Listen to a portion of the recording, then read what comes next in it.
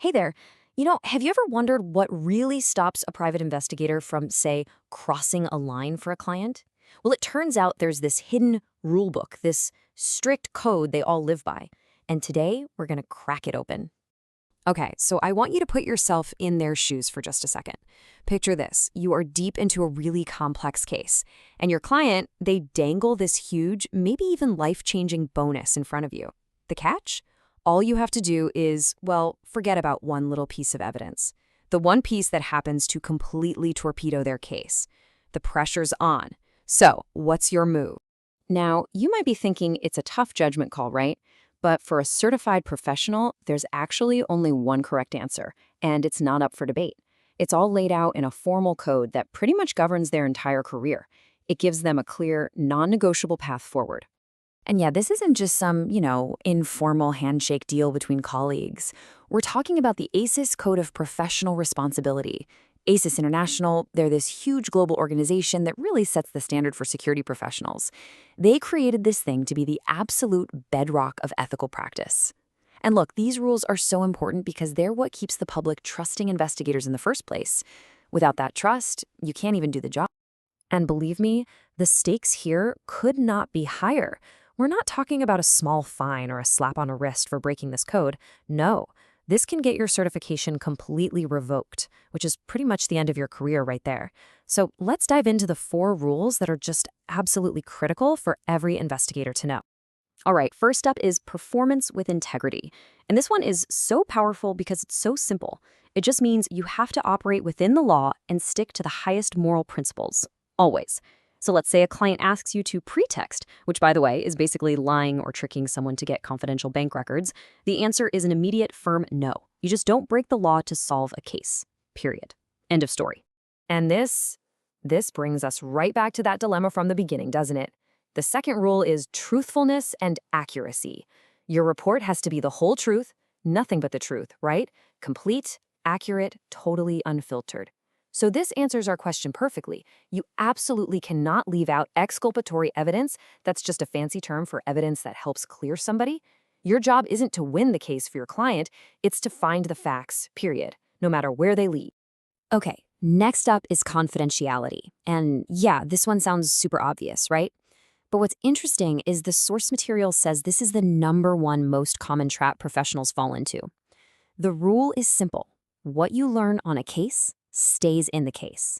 You can't chat about it with your spouse over dinner. You can't swap war stories with your buddies at a conference. Unless a court forces you to talk or your client gives you the green light, your lips are sealed. And that brings us to the 4th critical rule, avoiding conflicts of interest.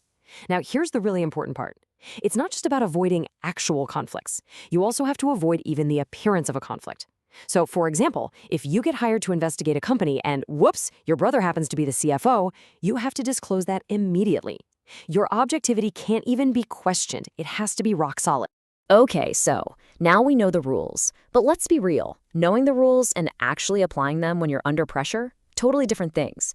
And that's exactly why there's a practical framework to help make the right call every single time.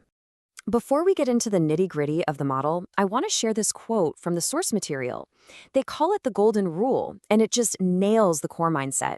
It goes, if a client asks you to do something that is technically possible, but legally gray or ethically dubious, the answer is always no. It's such a powerful, simple filter to run any tough situation through. And really, this gets to the heart of the conflict an investigator faces pretty much every day. It's like a tug of war. On one side, you've got what the client wants, and on the other, you have your rock-solid ethical code. The whole job is basically navigating that space in between, without ever letting go of your side of the rope. So how do you do it?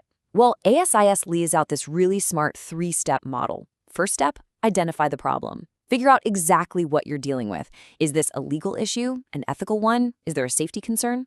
Step 2, consult the code. Go right back to those rules we just talked about. And finally, step 3, identify everyone involved, your stakeholders, right? From your client to the public. Then you can assess your options, always measuring them against your professional duties. All right, so theory is great and all, but let's put this code to the test. We're going to run through a couple of quick, real-world scenarios to see how this all plays out when the rubber meets the road. Okay, here's scenario number 1. A client comes to you, they're dead certain an employee is stealing from the company. They want you to slap a GPS tracker on that employee's personal car. No warrant, no consent. What do you do? So the professional answer here has a few layers. Of course, you refuse the request, but you don't just stop there. You have to explain why. You lay out the serious legal risks. We're talking trespass, maybe even stalking laws, plus the huge liability for the client. Then you pivot. You show them what you can do legally. You propose other lawful ways to conduct surveillance. All right, let's move on to scenario 2, and this one gets much, much more serious. You start to realize that your client isn't using your reports for a legitimate reason. They're using the detailed info you're providing to harass or even stalk an ex-partner.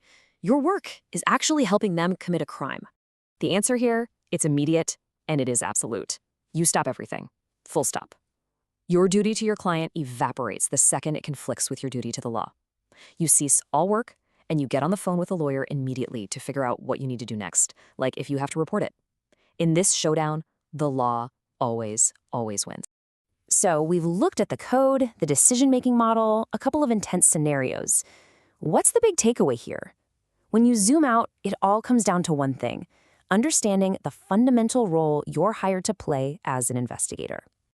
And this right here is the core philosophy. Your job is to be a fact finder, not a case winner.